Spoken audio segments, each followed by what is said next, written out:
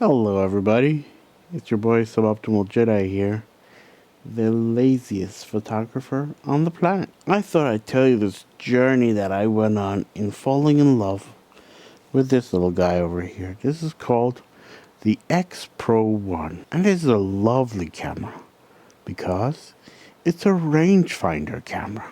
If I turn this on just like that and put it where your eyeballs are, well, it's not much different to a normal camera, right? How cool is that? Well, you see, you won't have to do this where you face squash until you see through it. What you can do is put it where your eyeball is. So yes, I did buy the X-pro1 as a curiosity, and yes, right off the bat, I do love this camera. I don't like phone photography. Phone photography, I feel it's very clinical, and it's for taking pictures of receipts and things like that. I just doesn't inspire me at all. But I wasn't taking a lot of pictures anymore because I bought the XH2 and upgraded from the XT4. Previously, I had the XT2. I wanted to buy an XT5. And I was there intentionally to buy an XT5, but the moment I touched the XT5, I felt it's so flimsy and made really crappily, and I couldn't bring myself to buy it. So I asked the teller, I said, hey, can I try the XH2? Can I have a look at that? And he said, sure. And so I held on to it. I was like, this is a sturdily built camera, and I like it a lot more. So I bought the XH2. It's heavy. I didn't take it when I went on walks. I didn't take it when I was going out. I didn't take it out when I was going out with friends either, because it was just something to log around. It wasn't something I could easily just put in my pocket. Before buying this, I bought the XT100, thinking, yeah, it's a small camera. I can use all the lenses I have and, you know, put it on there and take lots of cool photos.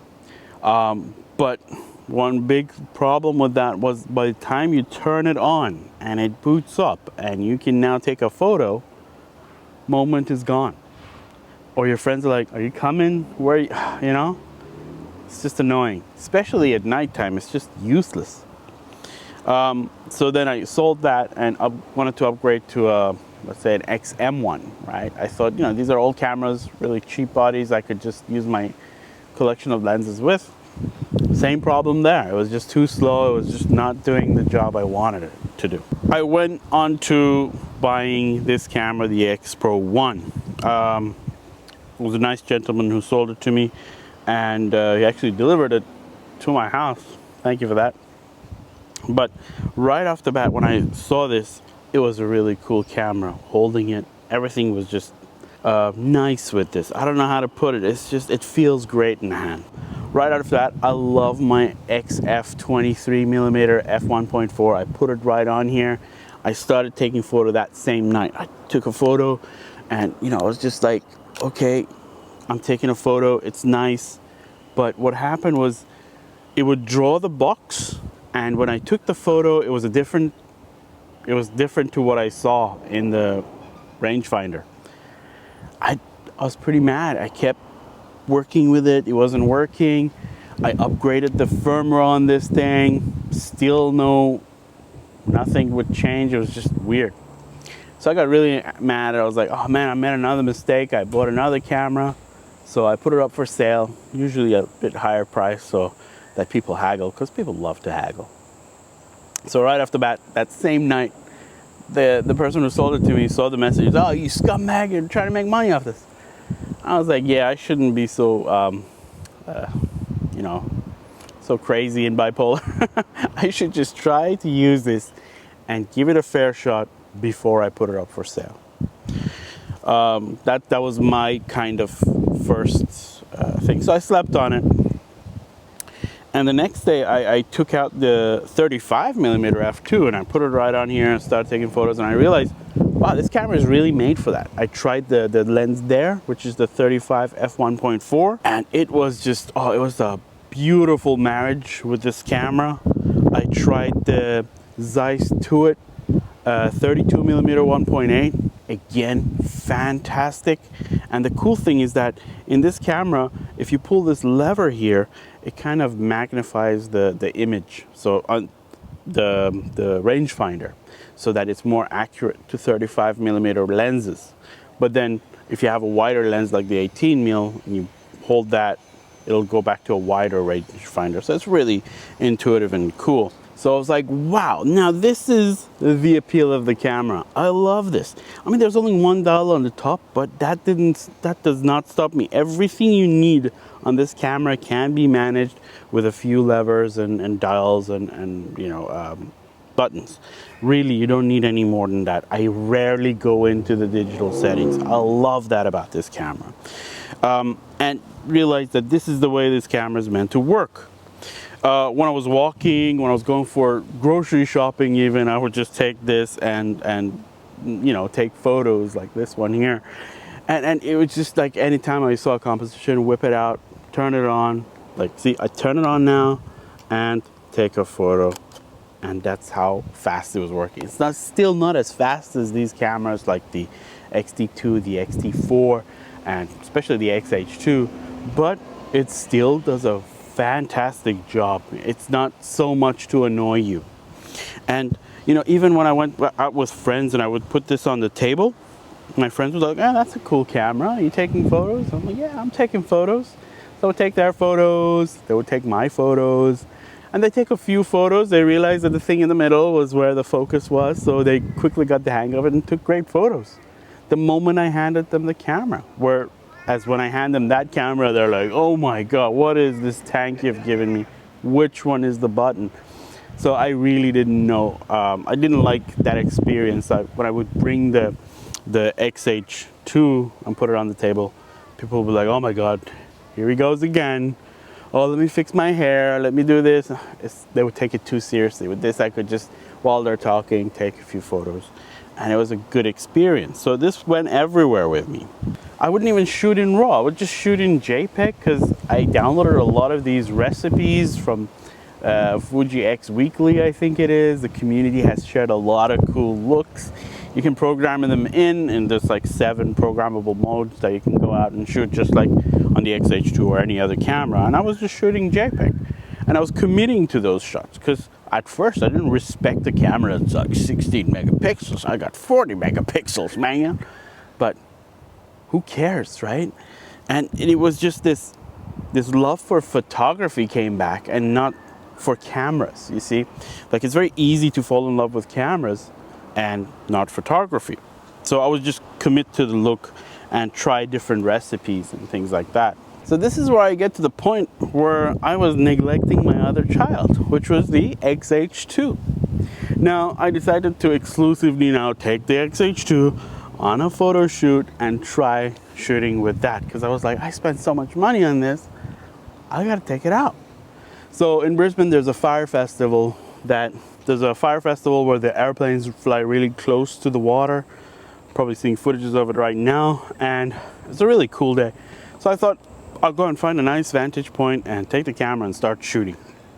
It does great slow motion, and I love doing slow motion with Fujifilm cameras, and that's why I took it out. So I realized then the camera wasn't behaving. It was the image stabilization was messing with me, the autofocus wasn't working, and I was like, what? It's usually good. Why is it bad? What's going on? And I realized there are settings for that. Like, there's a setting to autofocus and detect airplanes. There's a setting that, you know, to detect trains and things like that. So there's a lot more complex and to work with. You have to really dig into the menus. So I had to really learn all these new things and get to know the camera before I can do the photography. So then I decided, okay, let's take them both out on a shoot and try them both side by side to see how I feel about it. So I decided to go to the Brisbane Comic-Con. The Brisbane Comic-Con was a great affair because, like, there was so much anime fans in Brisbane that usually don't get to cosplay a lot, so there was a good opportunity to take lots of photos. And with this camera, because it was just around my neck, I would just walk around and be like, hey, photo, and then and they would just pose, and I would take a few photos and move on and say, well done, nice costume. And, you know, I'm a pretty approachable person, so, you know, it was fun to do that. But then I would take that camera back from my backpack and I would just whip it out. It had the 1.2 on it. People were like, oh, let me pose. Let me push people away. Let me, you know, it became a more, you know, professional affair, and it just stopped me a lot more. So that was something I realized, how people respond to a camera like that. And, you know, this response was very important, you know. I just put this up and take a photo. People would post, take a picture with that. They would just take a lot longer time. They would fix their hair, they would fix whatever. It was just not spontaneous enough as I'd like it to be.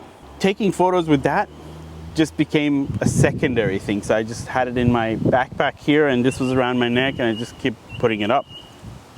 So what I found was, when you wanted to be fast and you wanted to take a photo of a very small window of opportunity, like for example, you know, someone's running, doing some crazy thing, yes, the X-H2 would have gotten that best shot, because, you know, it's a moving shot. I can go take a lot of photos and get the moment. But with this one, it would just go, beep, you know, and it's like, by the time the motion happens or that moment goes by, you just would have missed it. But then again, you'd think a camera like that would be really good in autofocus, but it missed the eyes a lot. You know, it would just focus on the neck, for example. I don't know why. I mean, it's got eye detection on. It detected the eyes, but the moment I press the shutter, it just, the neck is in focus, or, you know, a star on their shirt or whatever. It's just, I was pretty annoyed, because then I would have to be like, okay, I'm gonna take 5 photos of everyone, so that, you know, one of them, the focus lands on the right spots. So it really was annoying. I don't know how to fix that. I maybe just have to get used to these new systems. It took me out of my photography and into, hey, let me be a tech nerd and try to fix these issues. You know, I would take this out, take photos, it was just fun. With that, there was a lot of fiddling about. Another thing, when you have a 16 megapixel image, or I don't know if this is 14 or 12, or I don't know, a smaller megapixel image, and you put it on your 4K or 5K screen, it shows it 1:1. So the parts that are like in focus are super sharp and beautiful, and the parts that are just out of focus or slightly out of focus, they're blurry. And you get a good sense of that photo. Whereas if you put one of those 40 megapixel shots onto the screen, what happens is you get this huge photo that the software has to kind of, you know, zoom out of to show you a small bit of it. So it has to render it in some algorithm or whatever. And what happens is that the sharp areas are not sharp enough, and the blurry areas look like they're in focus, but the moment you zoom in onto something, you're like, it's out of focus. So it kind of takes away that I don't know if that's what they call micro contrast or whatever. I don't know if it takes away from that, or is it just me, but I feel like the pictures from this look better on my monitor than they do the pictures of that. But of course you can print those pictures a lot bigger, so that's always the thing. When you have this disparity between something that's, let's say, $3,000 and something that you can buy for like $500-600, and you realize this with a good lens does way more than that, it kind of makes you ask that, why do we always go out and try to find, you know, the whole micro contrast, you know, lens diffraction and things like that? Is that the object that we buy, the camera that we buy, is just for us to do photography. Is just the love of that hobby, you know, and whatever lets us do that is the best thing. We don't need the latest thing.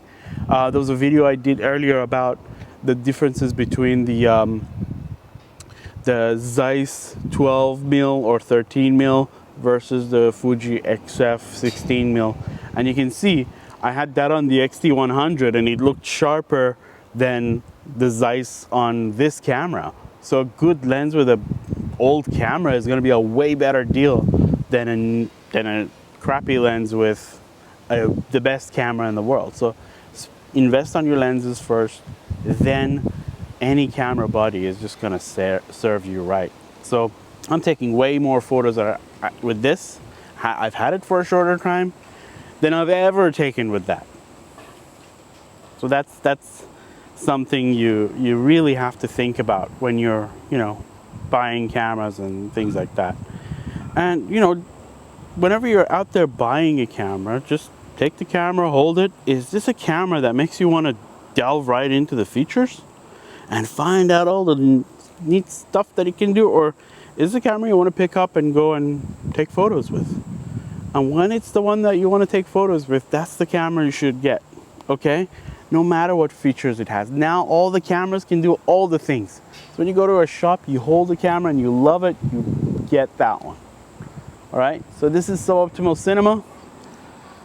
Brought you in the, I don't know where I am in Brisbane, but you know, this is Brisbane on an overcast day. I hope you enjoyed this video, and I'll see you next time. Bye.